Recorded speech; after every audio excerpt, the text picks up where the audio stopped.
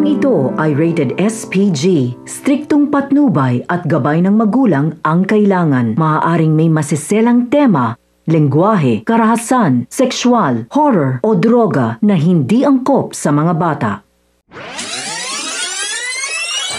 Kapamilya, narito na naman tayo para magbigay ng update sa paborito nyong serye, ang FPJ's Batang Quiapo. Pero bago ang lahat, kung bago ka pa lamang sa akin channel, ay baka naman pwedeng makahingi ng isang like, share at subscribe. At huwag kalimutang i-click ang notification bell para updated ka sa pinakabagong kaganapan ng seryeng ito.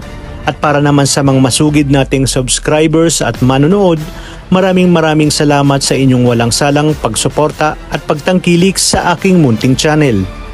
Sa kabila ng CCTV footage na ipinakita ni Mando kay Rigor, nananatiling sarado ang isip at puso ni Rigor na inosente itong si Santino. Pinaniniwalaan pa niya na maaring pinatay muna ni Santino si Coach Gary bago ito nakipagkita kay Anika. Dahil dito, mas lalong nasaktan si Santino sa kanyang ama at patuloy itong mawawala ng tiwala sa kanya. Samantala, sa mansyon ng mga kabalyero, kinausap ni David si Don Facundo. Hiniling ni David na huwag silang madamay ni Catherine sa away ni na Don Facundo at Ramon.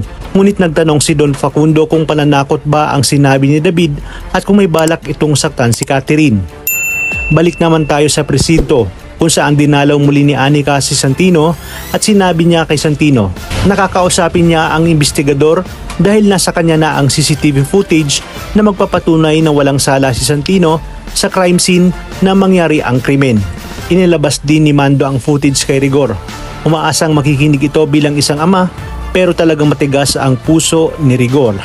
Matindi ang paniniwala ni Rigor na si Santino ang pumatay kay Coach Gary. Dagdag pa niya na posibleng pinatay ni Santino si Coach bago pa ito nakipagkita kay Anika.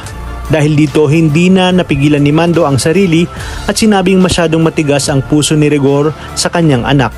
Parang si David lang umano ang pinapanigan nito at ang paborito. Sa araw ng paglilitis, matapos mapawalang sala si Santino, agad siyang nagsampa ng kaso laban sa kanyang ama dahil sa ginawa nitong pangbubugbog at maling paratang. Dahil dito, lalong sumiklab ang tensyon sa pagitan nilang dalawa.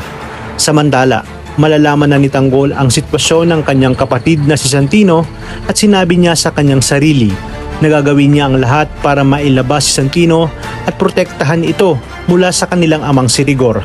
Ayon kay Tanggol, sobra na ang ginagawa ni Rigor at hindi niya hahayaan na tuluyang masira ang buhay ng kanyang kapatid dahil sa kasalanang hindi naman ito ginawa.